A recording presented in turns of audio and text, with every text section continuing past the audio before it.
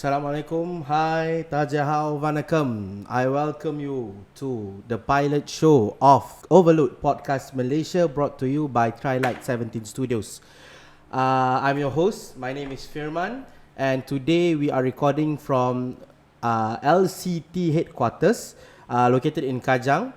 And from this show, we will bring to you an inside scoop, inside stories, and all the never before told stories from personas and individuals involved in the scene of sneakers and sports all around Malaysia especially.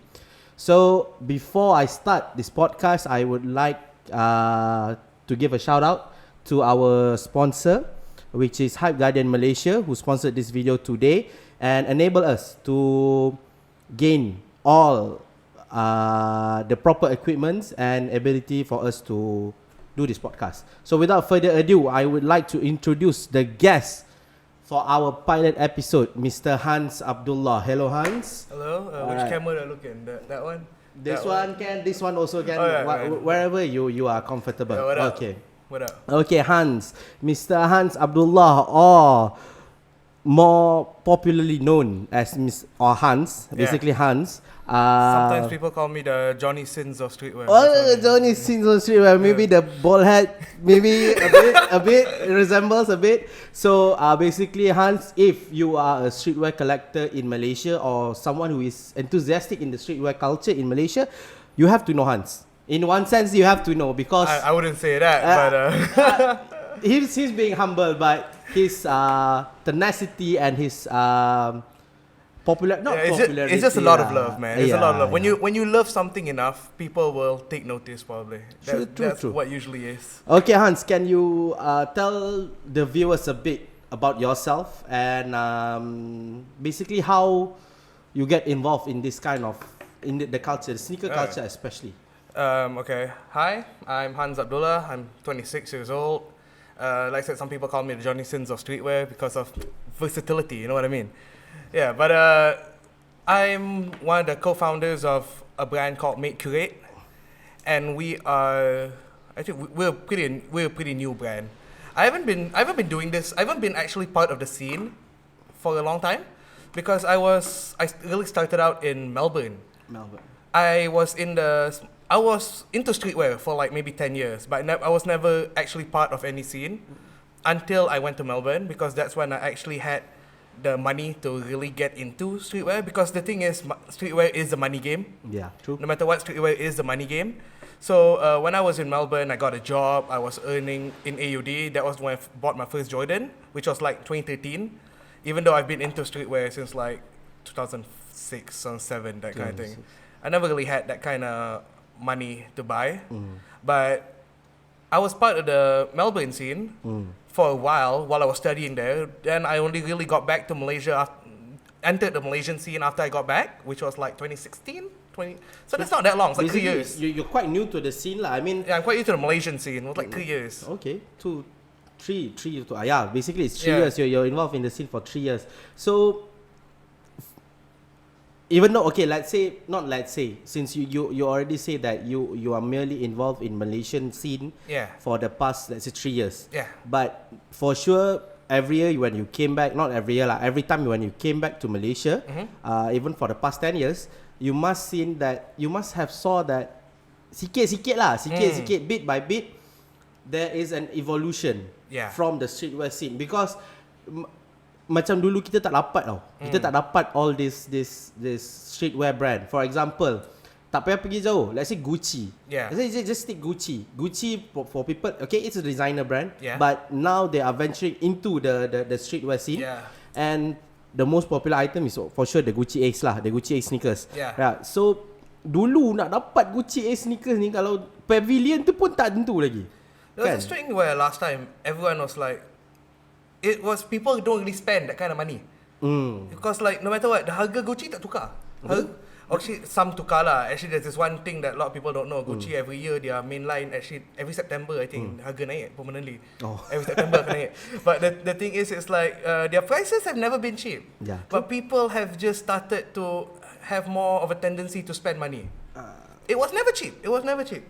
But I think you're right lah. I think streetwear has something to do with it. I think it's more of I would say like the artists, the rappers and all that. I think I wouldn't say people are more connected last time, but I think nowadays people are just more willing to spend money to look like their artists. Yeah. Okay. True.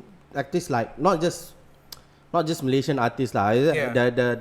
The Hollywood and all the foreign media in general, media social media in general. Social media is like streetwear would be nothing without social media. Honestly, they are affecting the style, especially lah. The trend and the style at the particular point. Sama lah macam Malaysia kan dulu macam tie-dye tak jadi satu trend. Now it's a boom and I think it's going to pass within the next few months and then people macam is tie-dye thing now? This past year, 2018 to middle I don't really, I'm years, not exactly a fashionable guy. I don't know. But due to Justin Bieber pun buat dia punya brand yang Smile tu kan, Drew I think is the call. So they are going off as well lah. Okay, so Hans, okay, you said that you were involved in you started to involve in the streetwear scene since 2006. 2007 more or less lah. So basically it's 12 years already. So for 13 years lah. 13 years it's what? You're 26 also when you were 13 lah. 13 years old. I remember I was in high school lah. I was like very early high school. I can't remember. Yeah, about that. Okay. But can you please tell us lah. Tell us. Kita orang semua nak tahu what is the first pair, the first ever pair, tak kisah lah Jordans ke, Nikes ke, Adidas ke, or even an MCM punya t-shirt ke that you ever own that not necessarily by your own money, might be bought to you by your mom, your late mom or your friends or your dad or whatsoever. Can you tell us that a bit of story about that one? No, I think growing up I've always had Vans, I've always had Onitsuka Tigers, I've always had all that, but there was one point people say I don't wear Vans, but actually because I'm tired of Vans, because when I was growing up I think I must have had like 20 30 pairs of Vans. Banyak. Yeah, but then now I think like the first actual, if you want to count actual sneaker, was this pair of Dunks I had in, I think like 2008 2009, and the thing was I don't know what it is. I don't know what's it called. I still have the shoe. I still don't know what's it called, but it's a high cut dunk with like yellow dots and all that. I don't know what it's called, but I remember getting that, and my aunt bought that for me, and I was like, I wore that religiously. So still fit? No, that's like a size 10.5. I'm like you're I'm wearing 12 now. You're wearing 10.5 UK or US? US 10.5 back when you were 13. So now you are wearing basically? No, I'm a 12 now. You're 12. I grew up I had a growth spurt when I was a kid. Okay. All right. So, okay, people who follow the scene must know that you are a AJ7 freak. Yeah, in some sorts because I know the story. You told me the story before, but most of them didn't know about this. But AJ7s is not the typical thing that you would collect. I mean, you will. Yalah, everything semua orang nak kumpul kan. Macam selalu macam apa pun AJ1, AJ1, or paling-paling pun AJ3 or 4s lah. Sampai naik boring lah tengok. And even the retros pun jumpa tengok yang keluar AJ1 punya colour sama ada mid, low, tops. It revolves around that. But you, for me lah, I've met a lot of people in life. Never one, as you do, never one that there's no one yang cakap, oh aku kumpul AJ7. It's like, oh, when I first followed you, your progression towards in the sneaker scene through your Instagram and everything. So the first thing I noticed, wah banyak AJ7 je, especially in the colorway yang for me odd. The thing is, a lot of people might be surprised to hear this, but AJ7s isn't even my favorite silhouette. Why? It was like my favorite shoe of all time is Jordan 7 Olympic. Okay. That's my favorite shoe of all time. Right. So I started buying that, and then it was 2015. 2015 was like the year of AJ7. Everyone else, like, I think they had like 8 or 9 releases that year. So I bought one pair. I bought another pair. So somehow I ended up with every single pair from that year. So at the end of 2015, I had like 11 or 12 pairs of AJ7s. So that's a lot. yeah, and I just That's started not buying more of the retro colors, and they have a few retro colors. They have the Cardinals, they have the Raptors. So once I got the hairs, once I got the retro colors, I was at like 16 pairs or 15 or 16 pairs. That's a lot, man. Then I realized, it's like at that time there was only like 25 total colorways made. So I was like, I'm already like more than halfway there.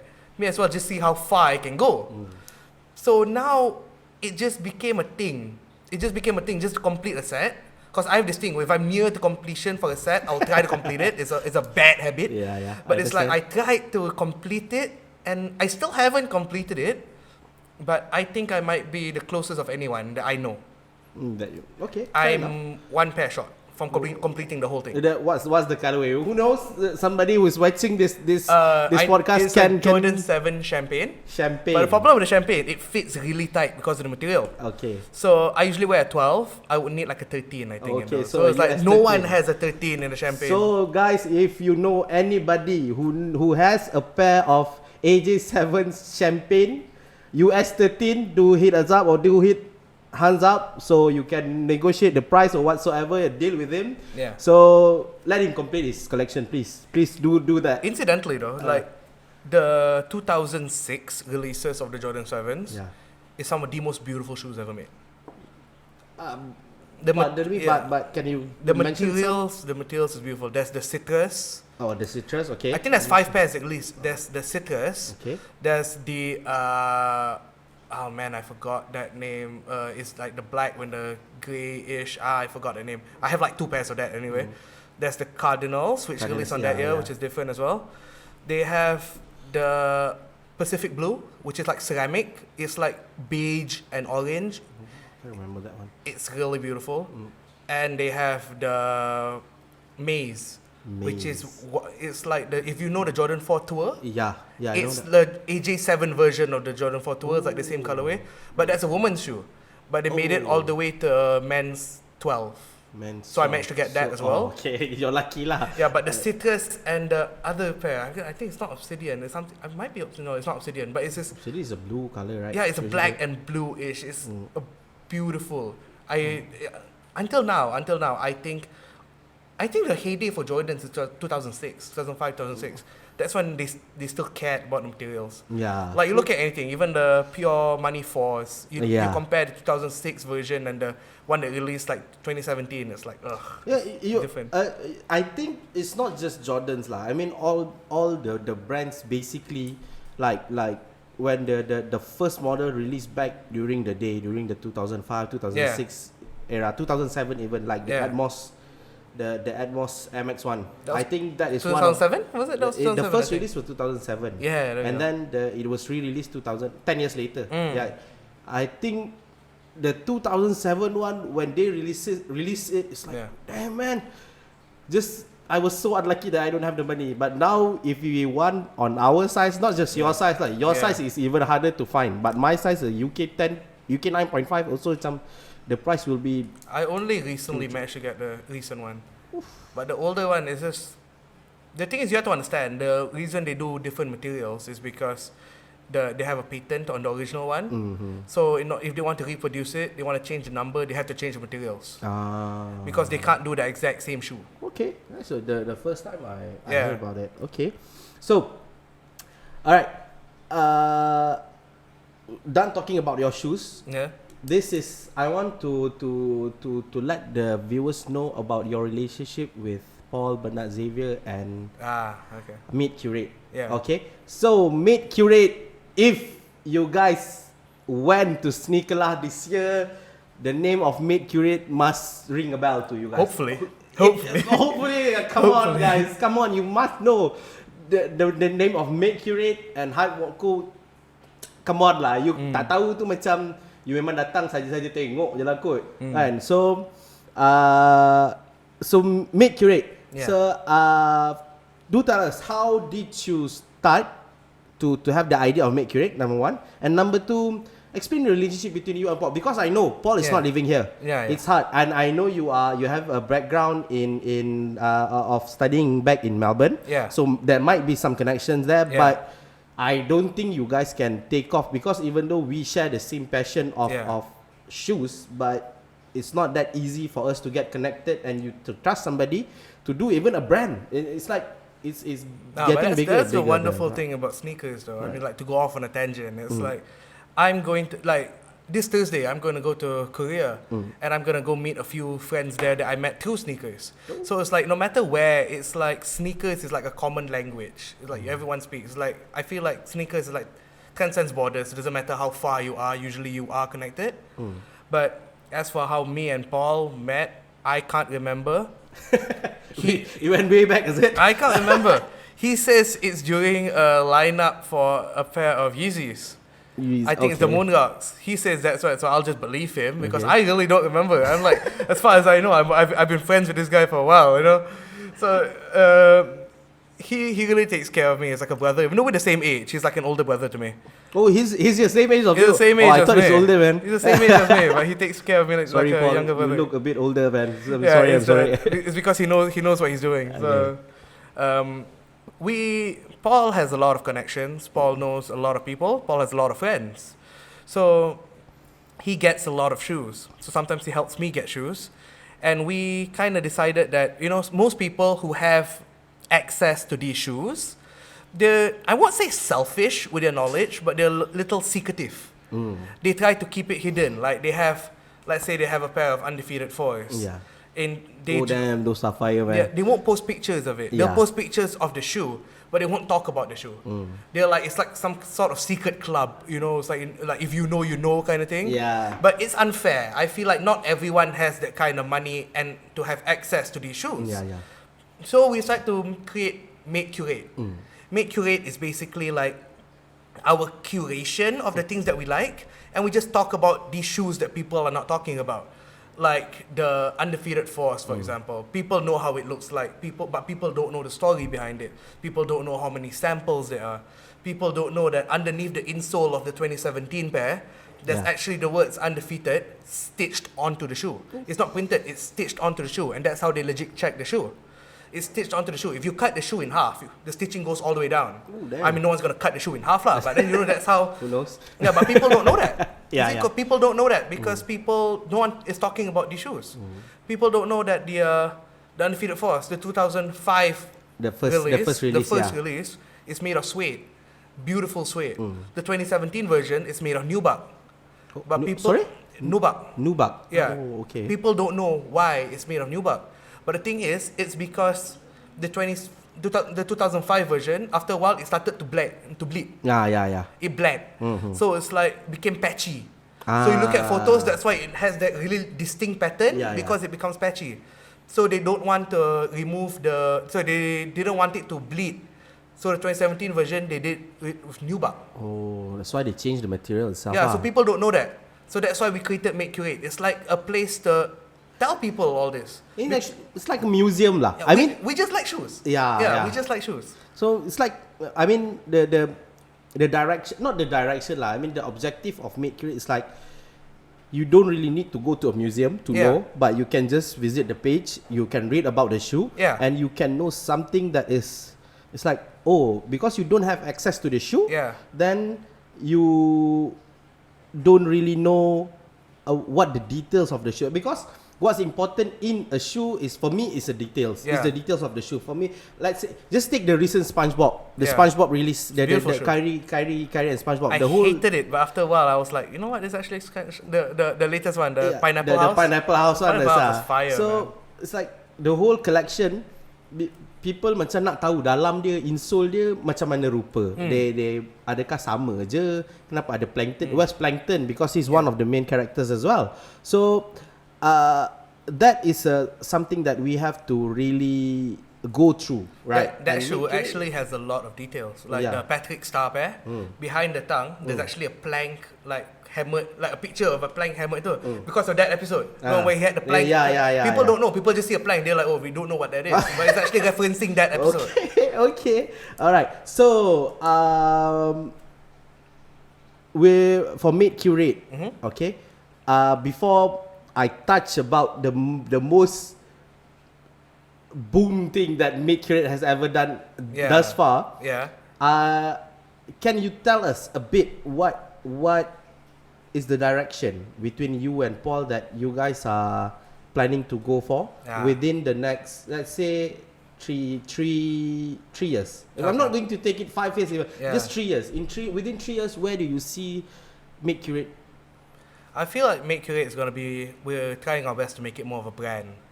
We're making an identity. We have, like I said, Paul has friends and I have friends, and we're basically just trying to create like we're using our resources, what we have, to allow people to see sneakers through our eyes. Because me and Paul had a conversation the other day. We're like, the thing about sneakers and streetwear, the thing about us, we say it's a hobby. We like to say it's a hobby, but it's actually it's our way of life. We live this every single day. We live this. True. It's like I spend maybe like 6-7 hours a day talking or looking at shoes, and it's not something I do because I do it subconsciously. It's just somehow, it's always on my feed, that kind of thing.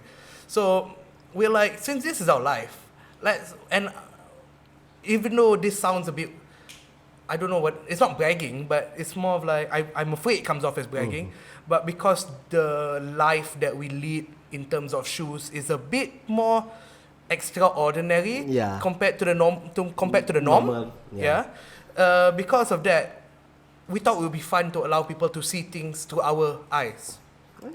I understand. Yeah, so it's like we have, let's say we go to America, we have like friends there that have samples and all that. We can talk about the samples, we can post about the samples, we can sell pairs, like rare PEs at our Instagram page. We can do vlogs. We were thinking of doing like a podcast as well. And it's just like, just talking about shoes, that kind of thing, because we just like shoes. So if you ask me where we'll be in 3 years, I think we will probably be like hopefully we'll be one of the forefront places where you can, in Malaysia, where you can actually get access and information about these kind of shoes. In one sense, it's like sneaker news, but in your own way. Especially, it's like a more candid sneaker news. Yeah, because sneaker news is like more formal way of introducing sneaker shoes. Sneaker news with a personality. Yes, that's it basically. So I really have to give my hands to Meet Curate because what they are doing, even me myself, even though I call myself, I like sneakers, I love sneakers, there are some things that like you said, if you don't hold the shoe on your hand, you really scrutinize each and every part of the shoe, you won't know. True, that's true. Because contohlah, I ada satu Adidas yang you tak ada. So I cakap kan, saya tak dalam kasut ni kan ada bentuk dia macam ni yang melambangkan such thing. So you might just believe me with since you don't have the access to the shoe, but when we can show it to you, like Meet Curate is doing now, and I think it's gonna be for people who really into and passionate about sneakers. It's gonna be a new wave of thing for me lah. New wave of thing, because the information that you are giving towards people is something that only in actuality only you guys can have, right? So for example, I know the story of the Travis Scott's Force, the sample pairs that you guys have that I saw it on your Instagram story, I think, and Paul's story as well. There were 3 pairs, if I'm not mistaken. The three sample pairs, is it? There's a lot of samples. There's a lot actually. There's a lot of samples. But the one that caught my eye was one, the back tab was different. The Nike, I think it uses the Nike Air tab, and then the other one was the one that you said on the tongue. It has a different color, is it? So can you tell us a bit about that? Because Travis Scott is a hit now. It's a hit. He's a actually, there's a lot of samples. There's a ton, because the thing about Travis Scott, from what I've heard, he was very indecisive. He'll change the tiniest things. He's very like attention to detail. He'll change the tiniest things, and then they'll have to remake the whole thing. So actually, at the base of it, you've seen so many Travis Scotts, but at the base of it, there's only one Jordan 4, the blue one. The blue one, and then we have Let's just start from there. It's going to be a long conversation. Let's just start from there. And then we will have the friends and family version. Yeah, the purple one. No, the friends and family version of the blue one has a Nike Air at the back. Oh, yeah. The original one has a Jumpman. Oh, okay, yeah. My bad. Okay. And then there's a sample version of the friends and family, which Paul has. But the purple one, is it? no. It's still the blue one. There's still blue one also? But there's no pin speckle on it. The back tab in the midsole is just black. There's no pin speckle, and on the back of the tongue, it says Travis, Stormy, and Kylie. I think in the back of the tongue. So it's like made for one of their birthdays. I can't remember. So I think it's Kylie's, I think. Yeah. So we have that one version. There's already 3 different versions. Yeah. Just the blue version. Yeah. So we have the purple version. All right. Which has a lot of versions as well, because there's a GS version. The GS version has a different colored purple. It's like a more richer shade of purple. Then we have the general men's pair. It has 3 different versions, which is the midsole. You look at the midsole. Okay. One is all black. One is all like cream. Yeah. Another one is black and cream. Oh, that one I never saw. Yeah, before. and it goes the same way with the mocha pair. The the mocha mocha pair has pair, 3 versions as well from the midsole.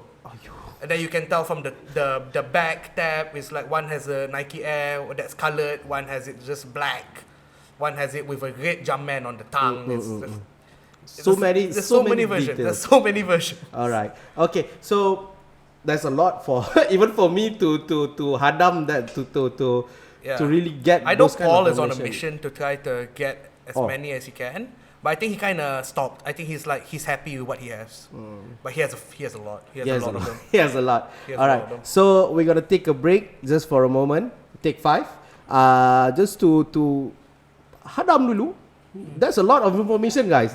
Just the Travis Scott is a lot of information. Even for me, it's like I never thought that the blue color will have 3, 4, 5 versions. Yeah. Even the family and friends wear will have the very different colors. And for me, I thought the mocha pair was never released. I mean, my personal view is that I thought that the mocha pair was never released. But it never was released. I mean, people have it lah. I mean, some friends people, and family. friends, So it's called friends and family. Yeah lah. The thing is, what people don't realize is they have a lot of friends and family. Oh yeah lah, true lah.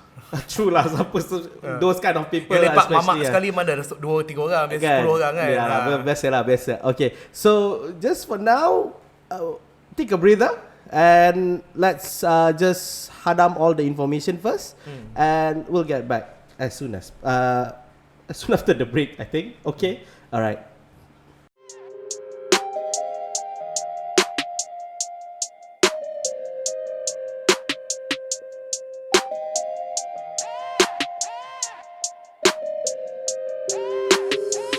Okay, we are back, guys. So, we were talking about Meet Curate just now. So, okay. Expanding from what you guys are trying to achieve with Meet Curate. So one thing that kena sebut lah, dia mana tak nak bila you sebut Meet Curate, this is synonym with Meet Curate already. So the 250,000 ringgit giveaway during the past sneaker lah, this past month, right? So kalau you guys pergi sneaker lah, you mesti tahu Meet Curate and Halvodco collaborated to give away 9 pairs. 10 pairs. 10 Actually, pairs of 15 prizes. It was 10 shoes and 5 random Supreme stuff. So it's 15 prizes worth 250,000 ringgit. Yeah. And those shoes were grail. Damn grail. I'm not kidding you. The gila lah senang cerita. We had a nice selection lah. The collection, oh my god. Menang satu pun dah besar rahmat lah cerita dia kan. So regarding to that, I have to ask, I receive a lot of questions from my friends regarding that giveaway in actuality, because they know that I'm going to interview you. We're going to do this. So the first thing, satu soalan first dia tanya, gila apa dia bagi giveaway 250,000? Memang gila sebab tak pernah dibuat orang. It's never been done before. Tak kisah you go to Complex Con ke Sneaker Con, it's never been done. Maximum they will give is $20,000. It's like what? That's 100,000 lah maximum. Pumpang pun 100,000. The most similar one, I think like 2 years back, there was this, or 1 year back, I think 2 years back, in Complex Con, there's this one group, I think company or group, I'm not sure, or shop called Zen. They gave away sneakers as well, but they did it crazier than us. They gave it for free. Oh, yo. They gave away the shoes for free. But I think that's the closest thing that I can say.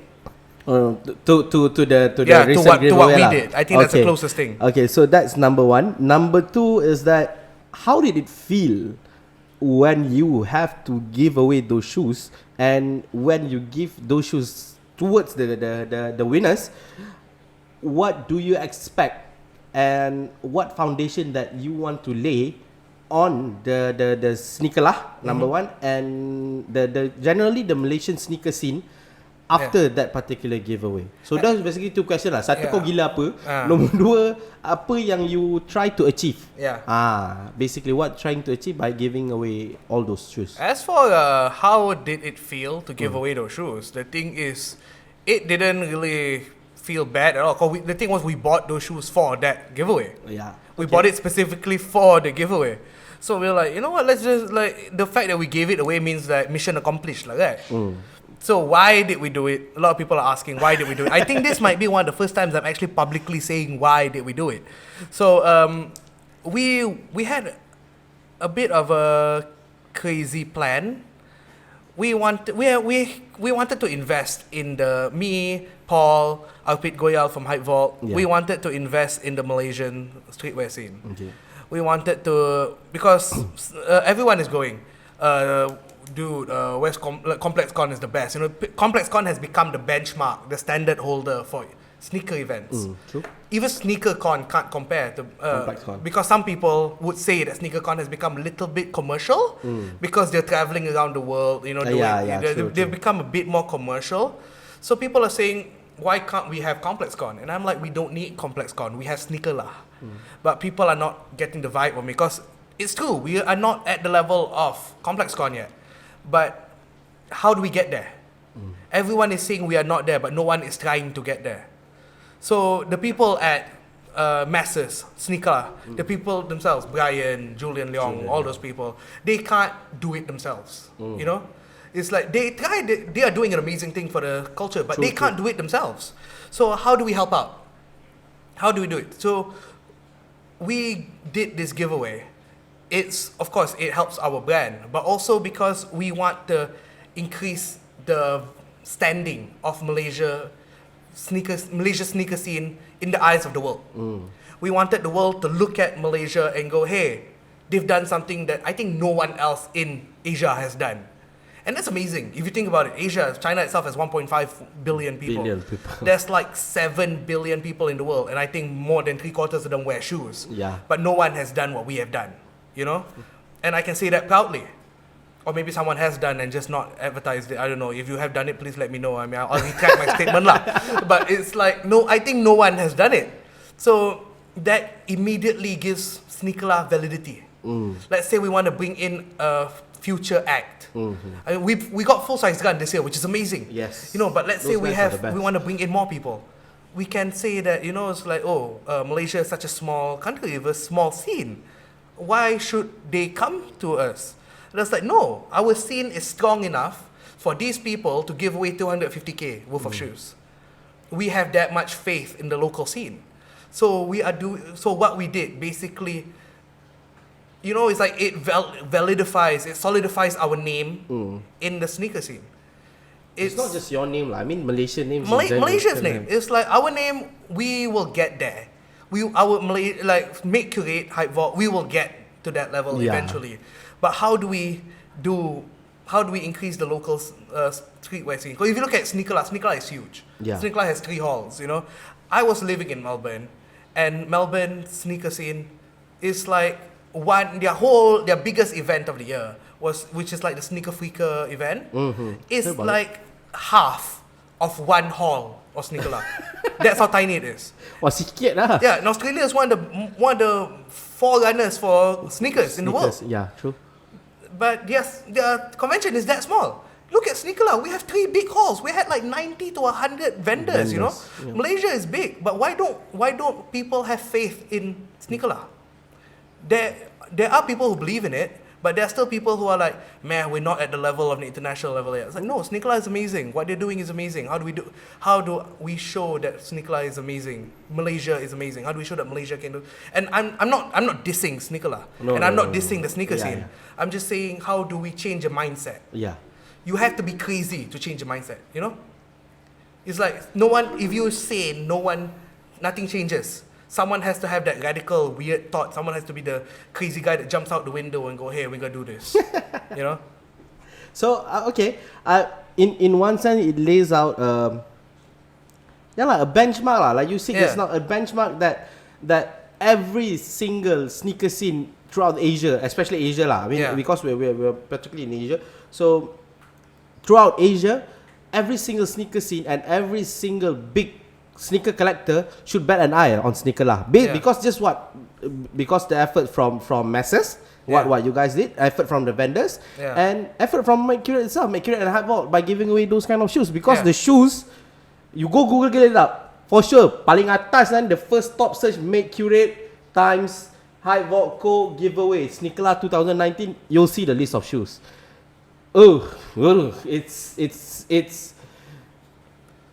It's magical. It's wonderful and magical in actuality. We hope we manage to reach our goal, of getting the country's name out there to increase people's interest in the streetwear scene. We hope we reached our goal.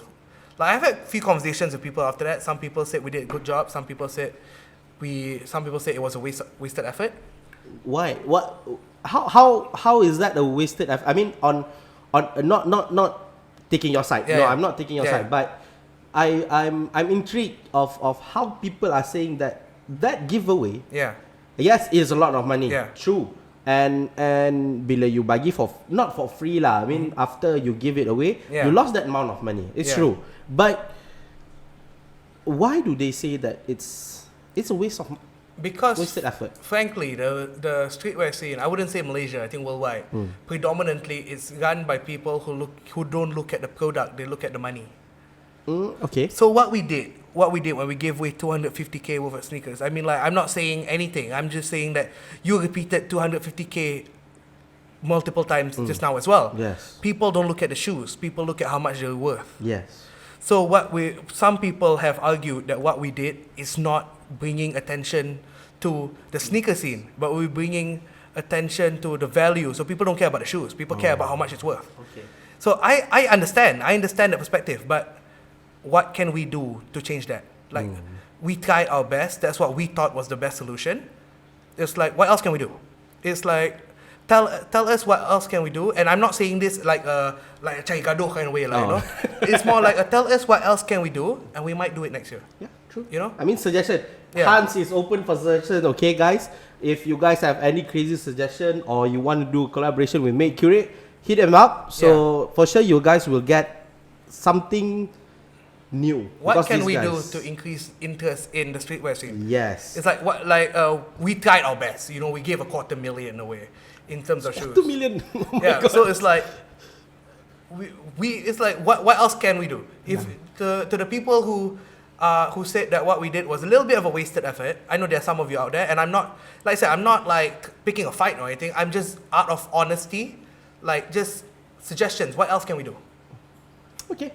You heard the man. So just DM him. He's a friendly guy. For sure he'll reply you. Okay. So Hans. Yeah. After the Sneakerla was over, the giveaway was done.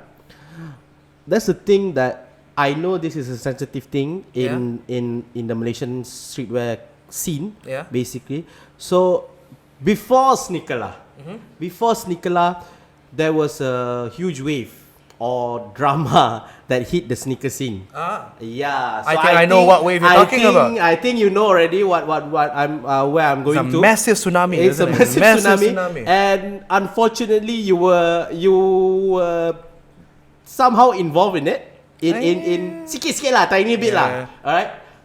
When you swim in the ocean, it's hard to avoid the waves. Ya lah, betul lah. When you berenang sama-sama semua kena lah kan. Macam mana pun you tak nak, jangan duduk tepi pantai lah, basically kan. So So if you don't know what I'm talking about, is that prior to Sneakerlah, there's one big brand. I mean, big reseller, reselling brand.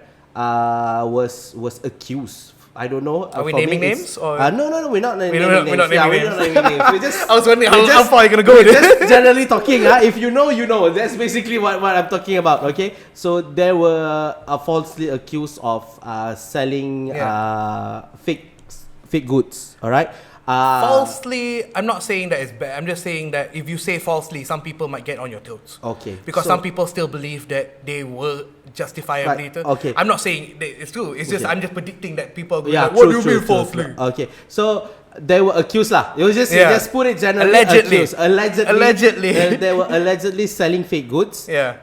And they countered it, and it created a massive drama. Yeah. And for me, as a person who just passionate about sneakers, it hurts me. It hurts me. It hurts my feelings to see the sneaker scene bleed like that, bleed out like that, and it creates a massive gap between the people, even within the community. People say macam, kau tak payah beli kat dia lah, kau tak boleh dengar sangat cakap dia tu bukan betul sangat, ataupun ada cakap, tapi dia betul, dia boleh buat benda tu, dia memang ada credibility dia. But these guys also have the same, they are world known resellers as well. Actually, the most toxic thing about that whole thing is, I think this is a very sensitive topic in Malaysia. It's like, true. It's like what do you call it? It's like the elephant in the room. It's there, and everyone tries to pretend it's not there. Yeah, true. But the thing that amazes me is how quick and fast it becomes a racial thing.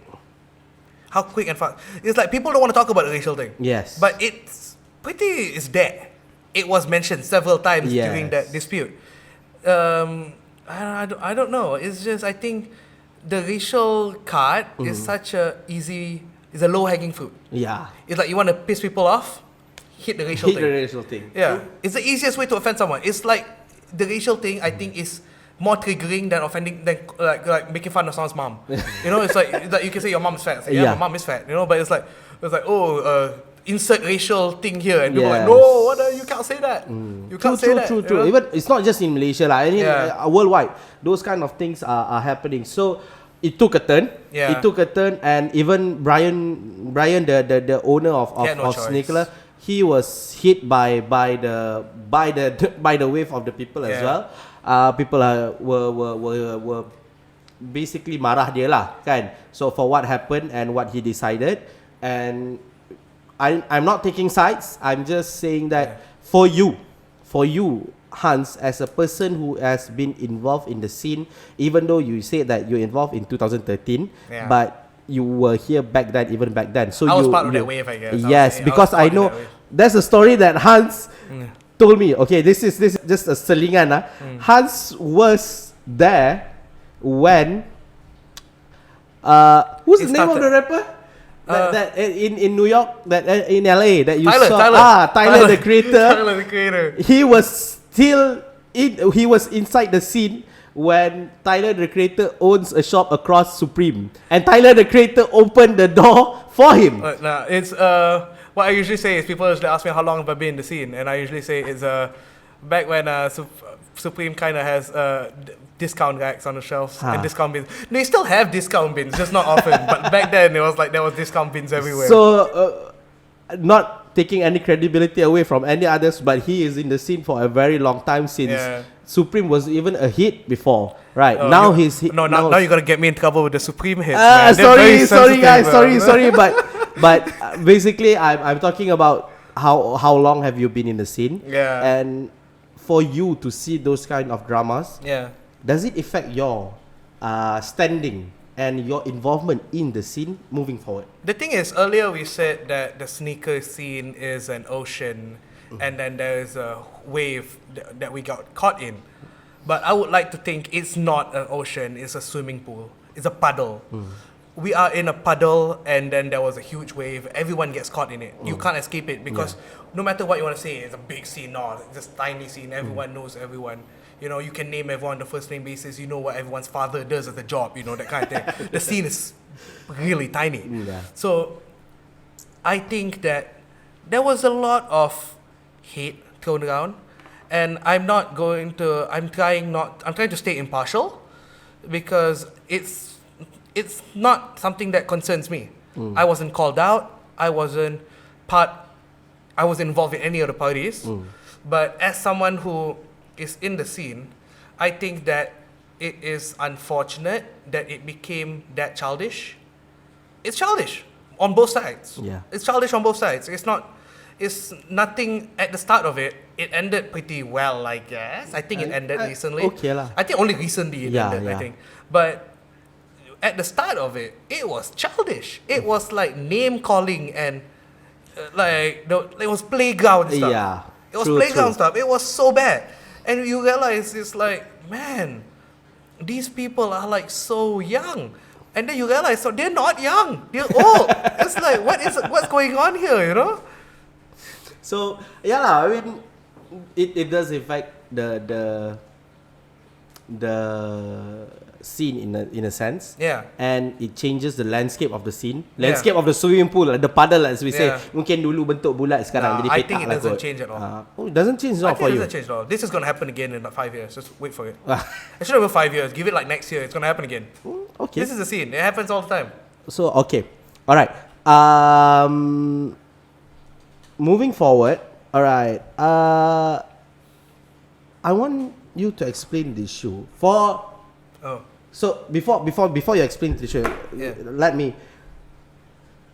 From the offset, right, guys? This for you guys is an OG MX90 colorway. Yeah. Right. This is the if you are an MX90 freak like me or MX freak like me, you should know that this is the colorway, basic colorway and the first colorway ever yang you kalau you tak pernah ada ni, you tak pernah betul-betul tahu lah MX90. Yeah. So, but this is different.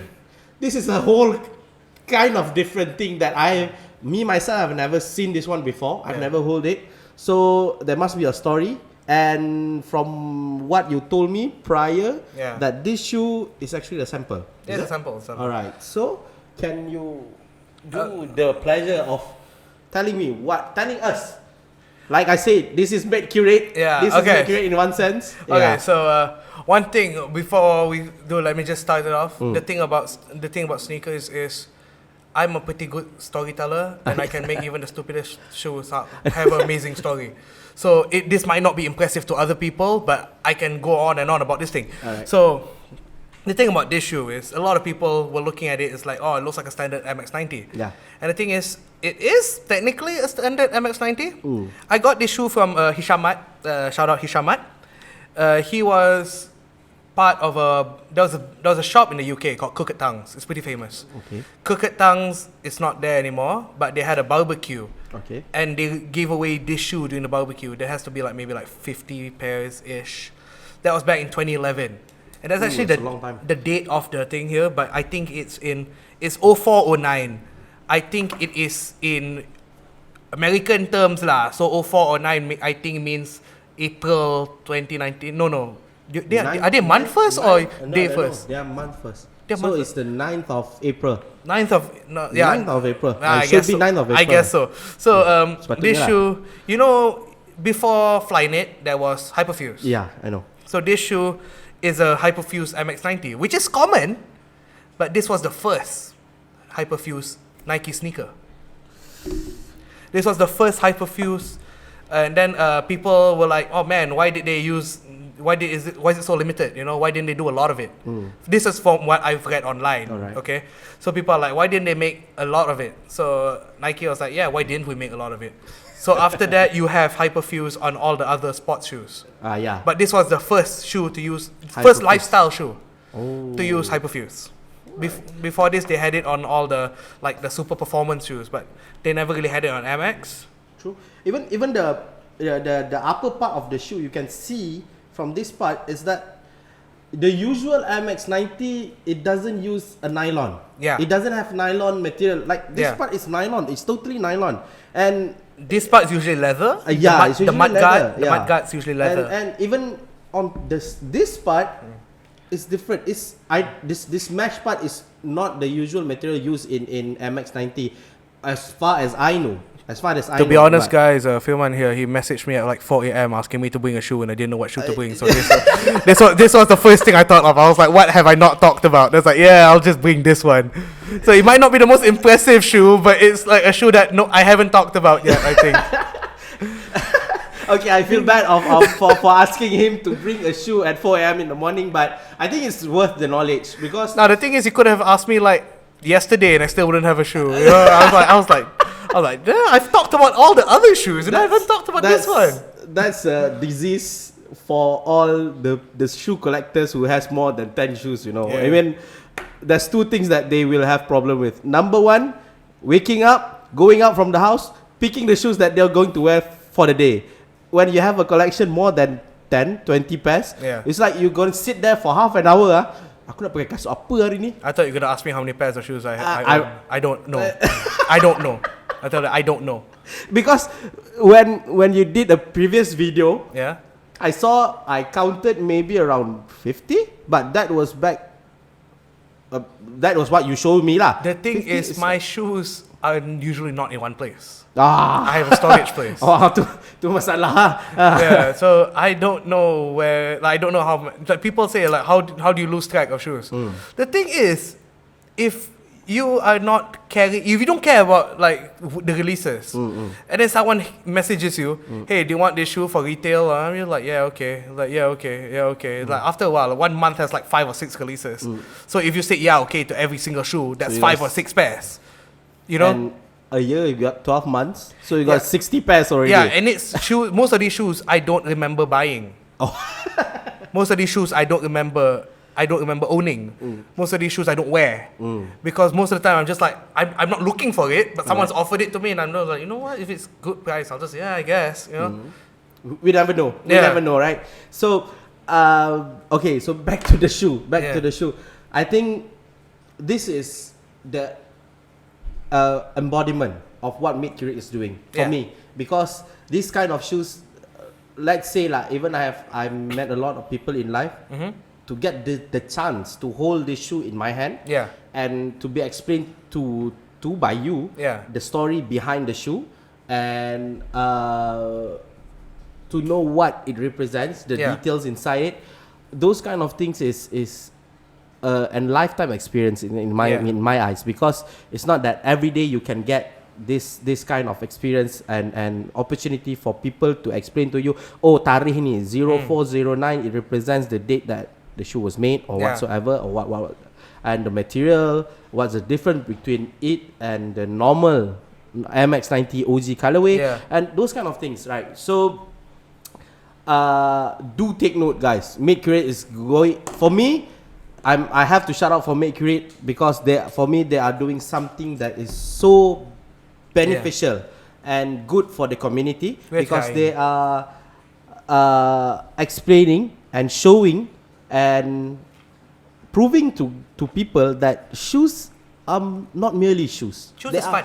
Yes, and shoes is fun. Shoes is fun. Yeah. And there are more than just what meets the eye.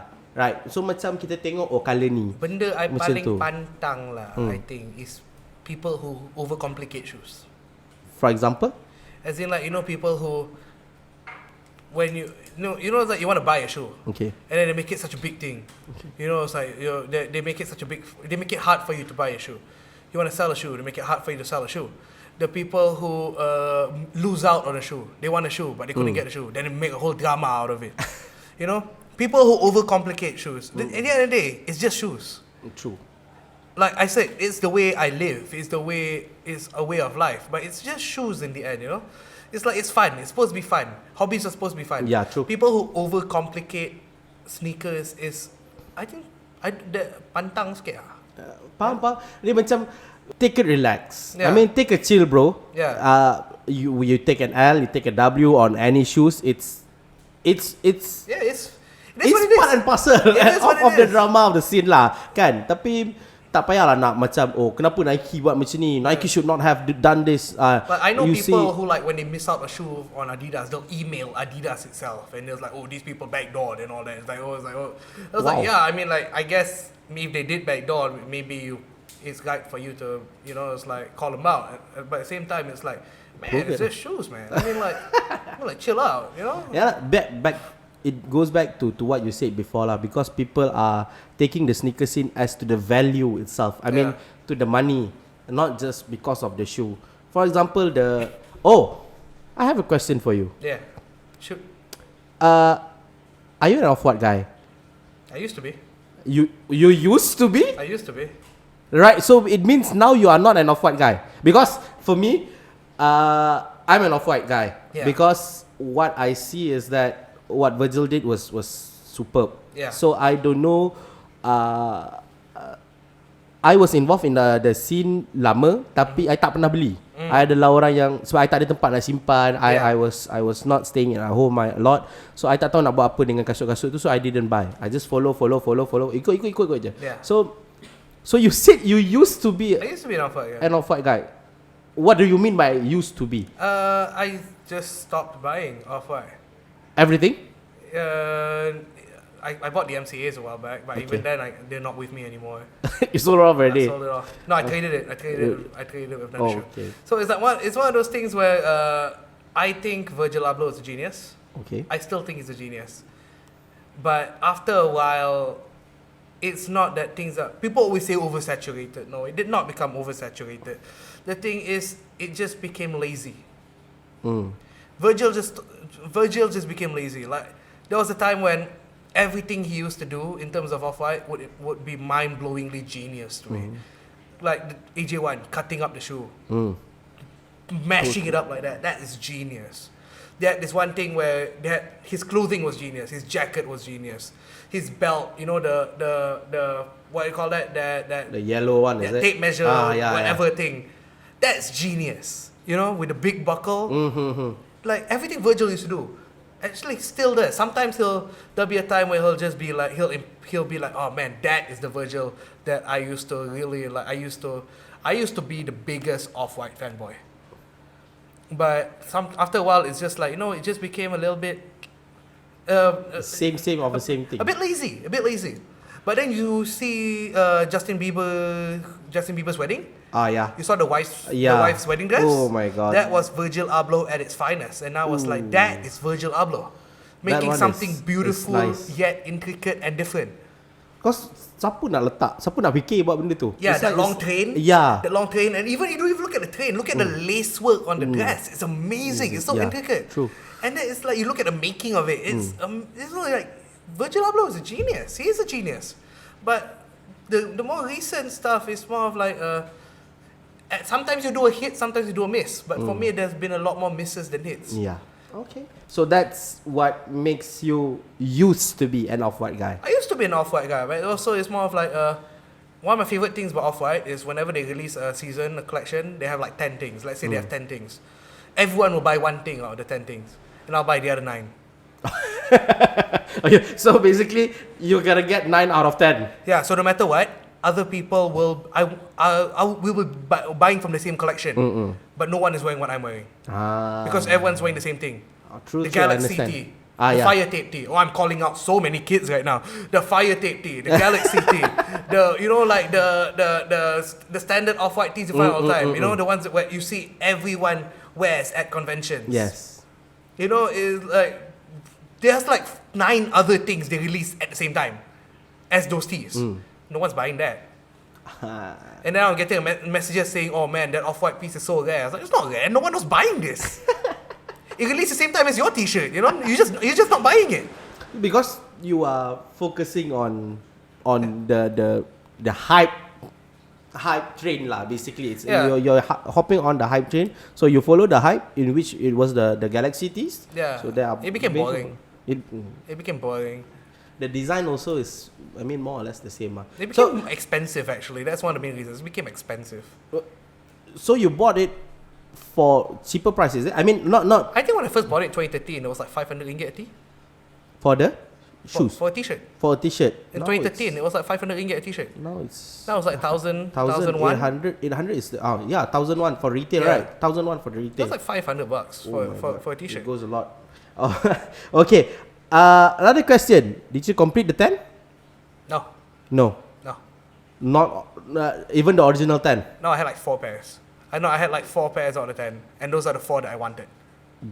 I know you have the Prestos, you have the 97s. Presto, the 97s, the 90s, and the Air Force Ones. 90s, MX 90s. Oh, that one got yellow. Yeah, at one point I had the AJ1. Brief moment. Didn't last long. I didn't like the shoe. Another thing, you said in an interview you don't like AJ1s. Yeah. Is it true? The thing was, I think I misspoke. Okay. It's not that I don't like AJ1s. Okay. I don't know my size in AJ1s, so I can't wear AJ1s. Oh, okay. So basically, it's not that you don't like the silhouette of the shoe. It's just but that recently I found out my size, so I'm wearing AJ1s now. Okay. Yeah. You're wearing size? So 12.5. Oh, no, 12 12.5 to 13. 13. Oh, okay. So you're going half to one size up. Yeah. All right. Okay. So I think that's all for this podcast today. Yeah. So it's been a pleasure having you here. It's been a pleasure Hans. being here. Alright. Okay, and you tell us some very good stories about Meet Curate, about the giveaway, about how you got your shoes, your collection, and everything. So before we end this podcast, I would like to ask you some quick fire questions. Just give an answer just give the answer based on what you think first. Yeah, okay. Okay? The first thing that comes out to your mind, just give it. Wait, let me get ready first. Okay, get ready, So Okay. it's the total of 1, 2, 3, 4, 5, 6, 6 to 7 questions. Okay, Alright. hit me. I'm scared. Hit Okay, number 1, Nike or Adidas? me. Nike. Okay. Dunks or Jordans? Jordans. Okay. Kanye or Tinkerhead Phil? Kanye. Max or Undefeated Force? Undefeated. K-pop or sneakers? K-pop. Oh my god! I'm going to get hit by this one, K-pop. Okay, K-pop, okay? You confirm K-pop, huh? K-pop. Okay. So now I want you to name 3 K-pop artists that you want to see within the next year or 2 to have a collaboration with bigger brands. Like not saying Puma or like small brands. Skechers is not a big brand. Yeah. But take something like Off-White, Nike, Adidas, Jordans. So 3 K-pop artists that you want, and if possible, give me a base color for all the 3 artists. Well, of course, number 1 we have our king and god and savior, Mr. Kwon Ji-young. Sorry. All right. G-Dragon. G-Dragon. There we go. Well, because G-Dragon, he already has a few collaborations coming up. What I said Jeongchi, whatever. He has a few collaborations coming out. He's coming out military end of this month. He already has like 2 collaborations on standby. For other things, I don't even know. Whether there are other people that actually I would be interested in. Some girl groups, I think. There's this one really fashionable actress. Her name is Go Jun-hee. Okay, I know. She's really into streetwear as well. Okay. And I love her sense of fashion. I'm pretty sure she could come up with something cool with its collaboration. Yeah, she's a model, actress, whatever. I don't even know. For the third one, I don't know someone else that could come up with a good collaboration. Girls group, maybe? Yeah, but girl groups are nice, but it's not like you're talking about collaborations, right? People that I want to see collaborate with streetwear. There's not that many, honestly. No, so basically it's 2. There's 2 people. You mentioned GD, right? Yeah, 2 GD, people. And another one is Go Jun-hee. Go Jun-hee. Yeah. And maybe I don't know. There's so many fashionable people, but the thing about Korea, they're so fashionable, but most of them are not into shoes. That's true. It's really weird. Get easy for retail there sometimes, It's really weird. They focus more on the upper body, the face and the clothes and the pants and all that. But they don't. But their shoes are like everyone will wear the same shoes most of the time. That's what I see. The general consensus. Okay, so since you gave me only 2 names, GD and Go Jun-hee. Okay, so GD, what pair of shoes that you really want to see him collab on? I mean, work his magic on. Well, he has an Air Force One coming out soon. Okay. He has a Converse coming out soon. Okay.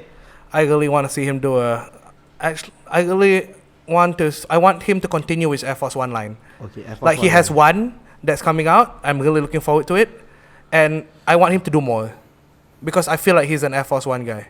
Okay. I can feel that vibe from him.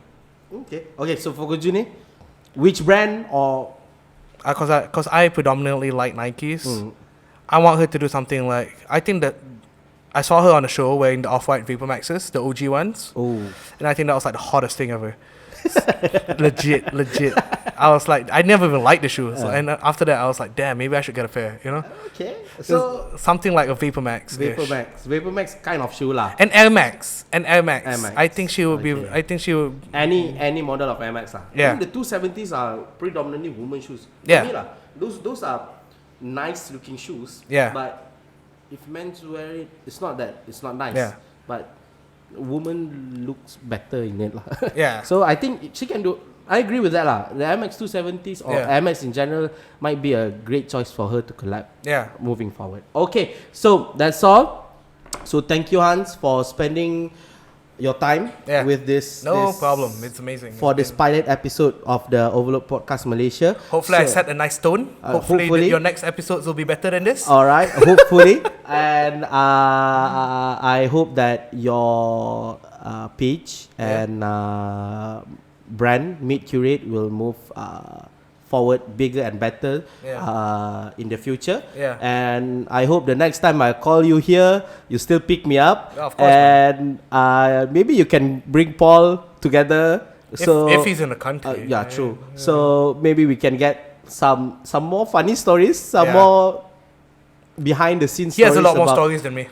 He has a lot more stories than me. Yeah. So those kind of stories and that you can share with the people so that they understand that the scene is just not merely from what it sees. Yeah. All right. So before we end the video, I would like to thank all of you for staying throughout the video, and do click the like and subscribe button to our channel, and you see the butang apa tu bell. Loceng the loceng, the bell there, just click it up. I'm doing your job for you, man. Yeah, thank you my friend. I don't know what it's called actually. So the bell icon, and to let you get notified if we do upload any posts or any videos, new videos, upcoming videos in the future. And do also like our Instagram page at Oveload Podcast Malaysia MY. Alright, so thank you. We'll see you soon. See you next week and next time on Oveload Podcast Malaysia. I'm Firman and his Hans. We're signing off. Goodbye. Assalamualaikum.